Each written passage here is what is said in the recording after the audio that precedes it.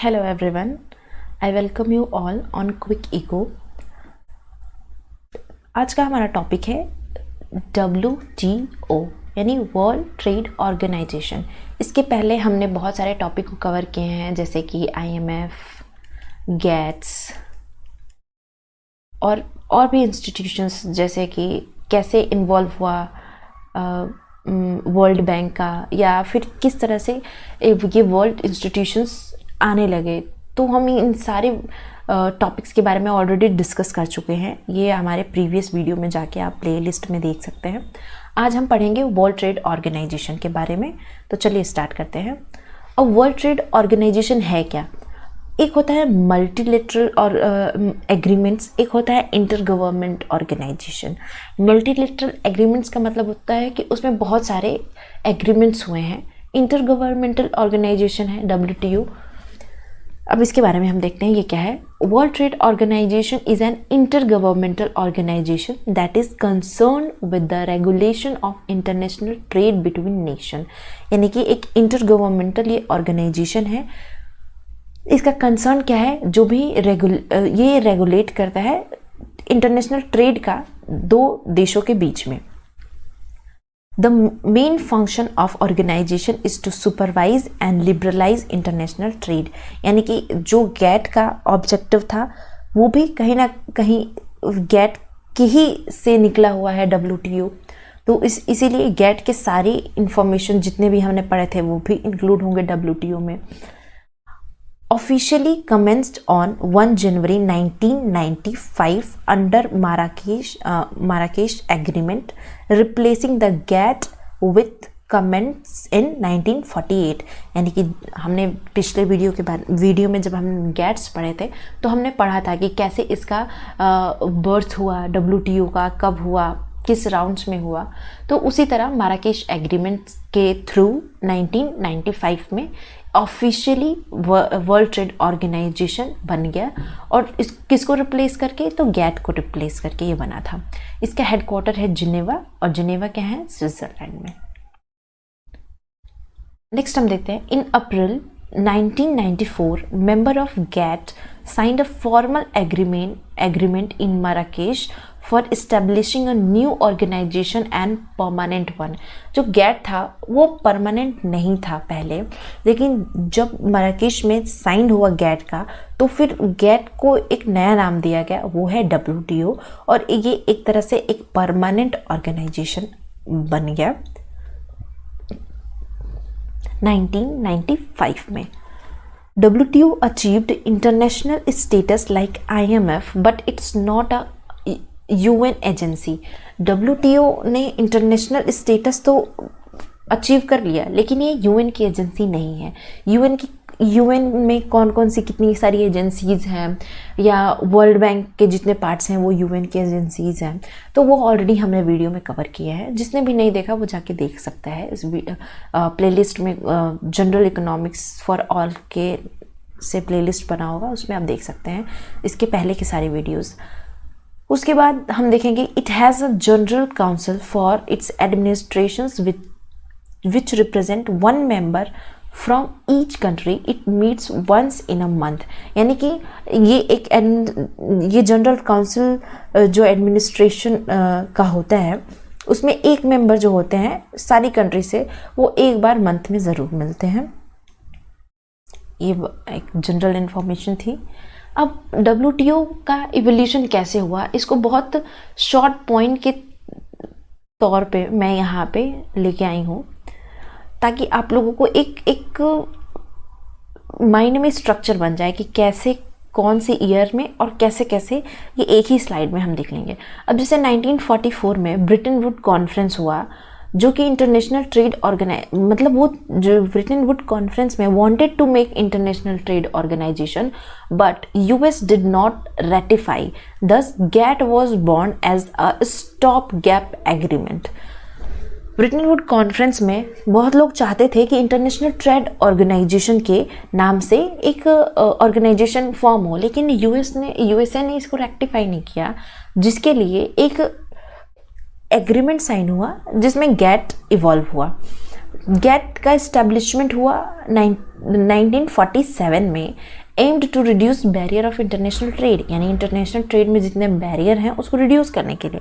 उसके बाद 1986 में जब गेट्स के बहुत सारे राउंड्स हुए, यानी कि पूरे 9 राउंड्स हुए, उसमें जो गेट का उरुग्वे राउंड था, जो 8वां राउंड था, वो किसके बारे में बात करता है? Service and intellectual property rights related topics included in debates.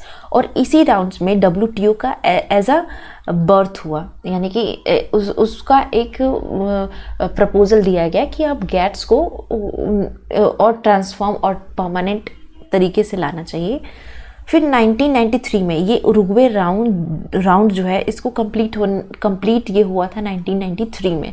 Every nation agreed on the propose, यानी कि जो प्रपोज किया गया था कि अब WTO को लाया जाए, ये 1986 में इस राउंड को करते करते ये 4 साल में इसको एक एक्सपेक्ट किया गया था कि 4 साल में ख़त्म हो जाएगा, लेकिन इसको 4 साल नहीं 7 साल लग गए, यानी कि 1993 में ही जाके ख़त्म हुआ। और जाके तब सारे मेंबर्स उसके एग्री हुए इस प्रपोजल पे कि WTO को अब लाया जाए। फिर उसके बाद 1994 में माराकेश ट्रीटी हुई, वो भी उरुग्वे राउंड के ही अंदर हुई थी। Two talks at Morocco all nation signed an agreement and WTO establish on January 1, 1995। तो WTO का एक बहुत बड़ा हिस्ट्री है इसको फॉर्म होने में। तो ये हम लोगों ने एक स्लाइड में इसको देखने की कोशिश की कि जो मेन ईयर्स थे जब इसकी बात की गई थी, वो मैंने सारे ईयर्स को यहाँ पे इंक्लूड किया है। अब हम नेक्स्ट चलते हैं WTO में क्या इंपॉर्टेंस है। तो WTO की 2 मेजर कमेटी हैं, जैसे पहला है डिस्प्यूट सेटलमेंट बॉडी और दूसरा है ट्रेड पॉलिसी रिव्यू बॉडी। ये 2 मेजर बॉडीज़ हैं, बहुत सारी और बॉडीज़ हैं लेकिन ये बहुत इंपॉर्टेंट है। जैसे कि इसके सारे मेंबर्स जो हैं every 2 months on violation of rules, यानी कि अगर कुछ भी रूल्स का वायलेट होता है तो उसको सेटल करने के लिए हर 2 महीने पे ये मिलते हैं। Trade policy review every 2 years पे ये मिलते हैं। कुछ और भी इम्पॉर्टेंट बॉडीज़ हैं इन दोनों कमेटी को छोड़ के, जैसे कि council of trade in goods, council of for trade in services, council of trade aspects of intellectual property rights. ये 3 इम्पॉर्टेंट और भी बॉडीज़ हैं। और देखते हैं कि इसके ऑब्जेक्टिव क्या हैं। जो ऑब्जेक्टिव हमने गेट्स में पढ़े थे वही ऑब्जेक्टिव इसमें भी होंगे, लेकिन कुछ और भी इंक्लूड किया गया था, जैसे कि improve the standard of living. ये सारे इंस्टीट्यूशंस का एक ऑब्जेक्टिव रहा है। Ensure full employment and increase in effective demands. ये भी सब चाहते हैं कि एम्प्लॉयमेंट इंक्रीज हो, इफेक्टिव डिमांड्स इंक्रीज हो। In large productions and trade of goods, these were also include in GATT's. ये भी गेट्स में इंक्लूड किया गया था कि प्रोडक्शन ज़्यादा हो, ट्रेड ऑफ गुड्स ज़्यादा हो। In large productions and trade of services, अब ये नया इंक्लूड किया गया है WTO में कि सिर्फ ट्रेड का ही नहीं, सर्विसेज का भी जो प्रोडक्शन है वो ज़्यादा हो।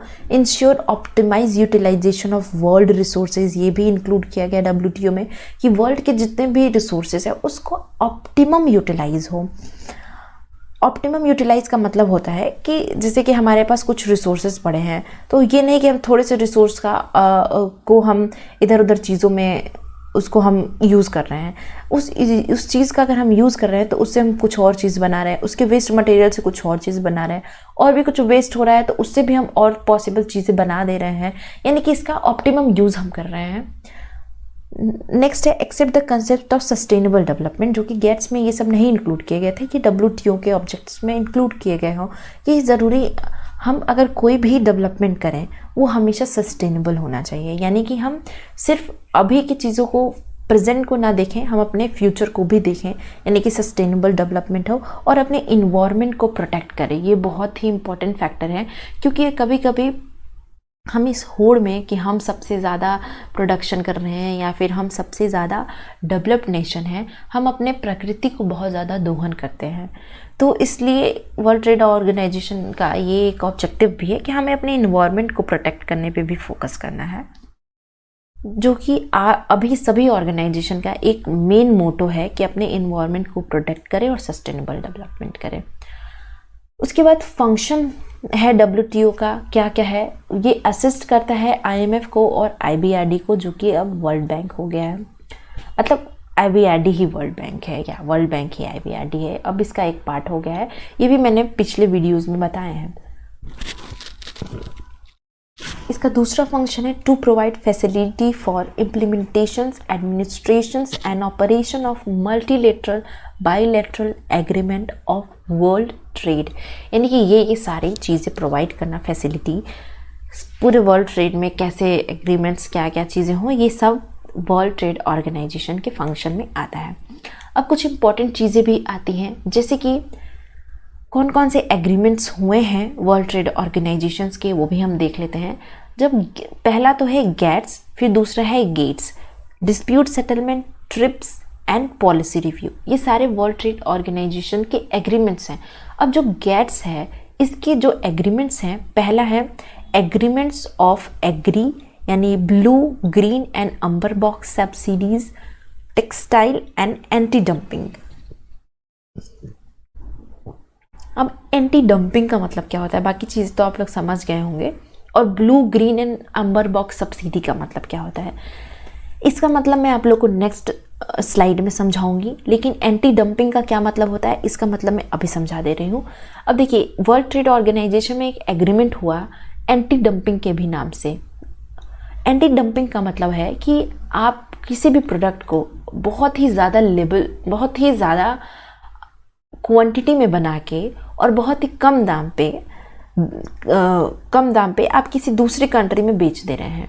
यानी कि जैसे अगर हम चाइना की बात करें तो ये चाइना डंपिंग का मतलब होता है कि एक तरह से बहुत सारी चीज़ों को एक ही जगह पे फेंक देना। नॉर्मल डंपिंग का मतलब ये होता है कि हम अपने कचरे को एक जगह डंप कर देते हैं, लेकिन अगर हम इकोनॉमिक्स की बात करें तो डंपिंग का मतलब होता है, जैसे चाइना, अगर हम एक एग्जाम्पल की बात करें, चाइना बहुत सारे प्रोडक्ट को डंप करता है बहुत सारी कंट्रीज़ में, वो भी ह्यूज अमाउंट में। अगर हम चाइना की बात करें तो दिवाली हो या कोई भी फेस्टिवल हो, आपको मार्केट में सिर्फ और सिर्फ चाइनीज़ ही चीज़ें मिलेंगी, क्योंकि चाइना हमेशा डंपिंग पॉलिसी का यूज़ करता है। डंपिंग पॉलिसी का मतलब होता है कि वो जितने भी प्रोडक्ट्स हैं जो हम यूज़ करते हैं, चाइना इतने अमाउंट में वो बनाता है और इतने सस्ते दामों पे, जिसको पूरी कंट्री में वो प्रोडक्शन उतने सस्ते पे नहीं हो सकता है।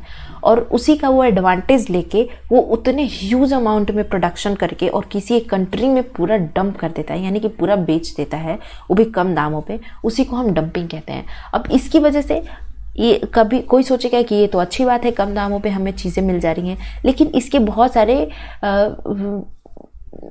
डिसएडवांटेज भी हैं। डिसएडवांटेज क्या है, जैसे कि अगर मान लीजिए कि कोई दिया चाइना 5 रुपए में बेच रहा है इंडिया को, लेकिन वैसा ही दिया इंडिया जो बना रहा है उसकी लागत 10 रुपये है या 12 रुपये है, तो उसकी वजह से क्या होगा, चाइना का 5 रुपये वाला वो दिया बिक जाएगा, लेकिन ये 10 रुपये वाला और 12 रुपये वाला दिया इंडिया में बना हुआ नहीं बिक पाएगा, जिसकी वजह से इंडिया में जो प्रोड्यूसर हैं वो क्या हो जाएंगे, डिस्करेज हो जाएंगे, या फिर उनका लॉस होगा, उनके प्रोडक्शन का लॉस होगा, या वो फिर अभी इनकरेज नहीं होंगे कि वो, या फिर उनके पास इतनी पोटेंशियल नहीं है कि वो चीज़ों को इतने कम दामों में बेच सके, क्योंकि उनकी लागत उतनी नहीं हो पाएगी। तो इसकी वजह से इसका एडवांटेज चाइना हमेशा लेता है और हर कंट्री के साथ डंपिंग पॉलिसी का यूज़ करता है। तो ये डंपिंग पॉलिसी कम से कम हो सके, इसका भी एग्रीमेंट WTO में है, और इसीलिए एंटी डंपिंग एक एग्रीमेंट किया गया ताकि कंट्रियाँ ऐसे ना कर सकें। आप सामान को बेचो, वर्ल्ड ट्रेड ऑर्गेनाइजेशन कहता है कि वो ट्रेड को कहता है कि ट्रेड इम्प्रूव हो, उसके लिए बहुत सारी चीज़ें करता है, लेकिन डंपिंग हो किसी कंट्री में, इसकी वजह से कंट्री के प्रोड्यूसर पे बहुत निगेटिव इम्पैक्ट होता है। तो इसका भी ध्यान WTO एग्रीमेंट्स में रखा गया ताकि डंपिंग ना हो सके। इसी का नाम है एंटी डंपिंग। अब ये जो सब्सिडीज़ हैं ये कैसे हैं, ये हम आपको बताएंगे। अब हम देखते हैं इसी में टेक्निकल बैरियर टू ट्रेड, यानी कि TBT। दूसरा एग्रीमेंट है GATS, general agreement of trade and services, ये सिर्फ ट्रेड और सर्विसेज के बारे में डील करता है। फिर डिस्प्यूट सेटलमेंट कैसे हो सकते हैं, जैसे कि ट्रेड में 2 कंट्रीज़ हैं, ट्रेड में कुछ डिस्प्यूट हो गया तो उसका भी सेटलमेंट WTO ही करेगा। उसके बाद आता है ट्रिम्स, यानी कि trade related aspects of intellectual property rights. ये बहुत इंपॉर्टेंट है, ये ऐसे लोगों को प्रोटेक्ट करता है जिसका उस प्रोडक्ट पे हक है, यानी जिसने उसको पहले बनाया है, उसको कोई और कॉपी नहीं कर सकता है। ये उसकी प्रॉपर्टी पे उसी का हक है, उसी को बोलते हैं हम इंटेलेक्चुअल प्रॉपर्टी राइट, वो भी ट्रेड से रिलेटेड। इंटेलेक्चुअल प्रॉपर्टी राइट बहुत सारे हो सकते हैं, जैसे एजुकेशनल या कई सारे होते हैं, लेकिन WTO सिर्फ ट्रेड से रिलेटेड एग्रीमेंट्स, ट्रेड से रिलेटेड इंटेलेक्चुअल प्रॉपर्टी राइट्स को डील करता है। और बाकी लास्ट में है पॉलिसी रिव्यू। तो ये है वर्ल्ड ट्रेड ऑर्गेनाइजेशन के कुछ एग्रीमेंट्स।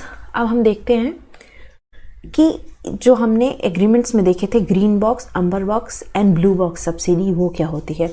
तो ग्रीन बॉक्स हम उसे कहते हैं ये एग्रीकल्चरल सब्सिडी होती है जो कोई भी कंट्री दे सकता है, इसके ऊपर किसी भी तरह के कोई लिमिट्स नहीं होती हैं। एग्रीकल्चर या research and development, training programmes, flood relief of farmers, subsidies that do not disturb trade balance. तो जो ट्रेड बैलेंस को किसी भी तरह से कोई नुकसान ना पहुंचाए, उसको हम बोलते हैं ग्रीन बॉक्स सब्सिडी।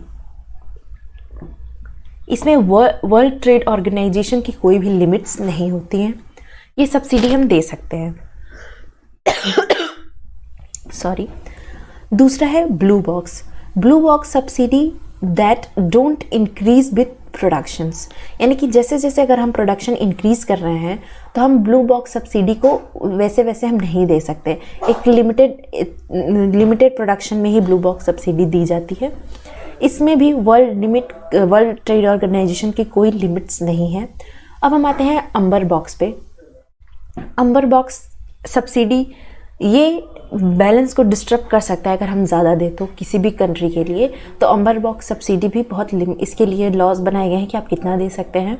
तो subsidies that disturbs trade balance, यानी कि अगर ये सब्सिडी अगर कोई कंट्री अपने किसी भी फार्मर को दे रहा है तो वो ट्रेड बैलेंस को डिस्टर्ब कर रहा है, यानी कि अपने वो प्रोडक्ट को ज़्यादा सब्सिडी देके वो कम प्राइस पे बेचेगा। तो इसलिए अम्बर बॉक्स सब्सिडी के कुछ रूल्स होते हैं, जैसे अगर ये सब्सिडी दे रहा है on fertiliser, seeds, power and irrigation by this country products become cheaper than others. अगर हम ज़्यादा सब्सिडी दे देंगे अपने फार्मर्स को वो इन सारी चीज़ों पे, तो प्रोडक्ट बहुत चीप हो जाएगा और दूसरे कंट्री में कंपटीशन हम नहीं कर सकते उस प्रोडक्ट की उतनी चीप प्राइस पे। तो ये अम्बर बॉक्स सब्सिडी ट्रेड के बैलेंस को डिस्टर्ब करता है, इसीलिए अम्बर बॉक्स सब्सिडी देने के कुछ रूल्स होते हैं। WTO की इसमें लिमिट्स भी है जिसको बोलते हैं डी मिनिमस, यानी कि minimum subsidy permitted by WTO even 2 days distraught trade. Limited development 5%, developing 10%, यानी कि जो डेवलप कंट्री है वो 5%, developing country 10%, least developed exempted, यानी कि जो बहुत लीस्ट डेवलप्ड हैं उनको इस सब्सिडी से एग्जेम्प्टेड है। बाकी जो डेवलप कंट्री है वो 5% और डेवलपिंग कंट्री 10% का इसमें सब्सिडी दे सकती है, बस। उसके बाद इसमें लिमिट्स हैं। जबकि ब्लू बॉक्स सब्सिडी और ग्रीन बॉक्स सब्सिडी में कोई लिमिट्स नहीं है, लेकिन ग्रीन बॉक्स सब्सिडी किसी भी तरह से ट्रेड को डिस्टर्ब नहीं करता है और ब्लू बॉक्स सब्सिडी एक सर्टेन लिमिट में ही दी जाती है। अब ये तो रहा हमारे जितने भी एग्रीमेंट्स हुए हैं उससे रिलेटेड सब्सिडीज़ के बारे में। अब हम देख लेते हैं कि जितने भी वर्ल्ड ट्रेड ऑर्गेनाइजेशन में मिनिस्ट्रियल कॉन्फ्रेंस हुई हैं उसके बारे में। अगर जब हम गैट पढ़ रहे थे तो आप लोगों ने ध्यान दिया होगा गैट्स में राउंड्स होते हैं, तो उसके हमने 9 राउंड्स पढ़े थे पिछले वीडियो में। लेकिन WTO में राउंड्स नहीं होते हैं, इसके मिनिस्ट्रियल कॉन्फ्रेंसेस होते हैं। तो ये दोनों डिफरेंस है। मिनिस्ट्रियल कॉन्फ्रेंसेस इसके 12 अभी तक हुए हैं। जिस जिस जगह पे हुए हैं उस जगह का नाम और जिस जिस डेट्स पे हुए हैं उस डेट्स का नाम यहाँ पे लिखा हुआ है। एग्ज़ाम्स में ज़्यादातर पूछा जाता है इसके बारे में। तो सबसे पहला कॉन्फ्रेंस सिंगापुर में हुआ था, फिर जिनेवा, फिर Seattle, Doha, Cancun, Hong Kong, Geneva, Bali, Nairobi, Brunei and Geneva, यानी जिनेवा में बहुत सारे कॉन्फ्रेंसेस इसके हुए हैं। तो ये रहे आज के वीडियोस। आप लोग इसको देख लीजिएगा इसको एक बार, क्योंकि एग्ज़ाम्स में हमेशा इसको पूछता है क्रोनोलॉजी में सेट करने के लिए, या किसी डेट पे किस डेट पे कौन सी कॉन्फ्रेंसेस हुई थी। तो ये बहुत इंपॉर्टेंट स्लाइड है आप लोगों के लिए। आज के लिए इतना ही। Thank you so much and stay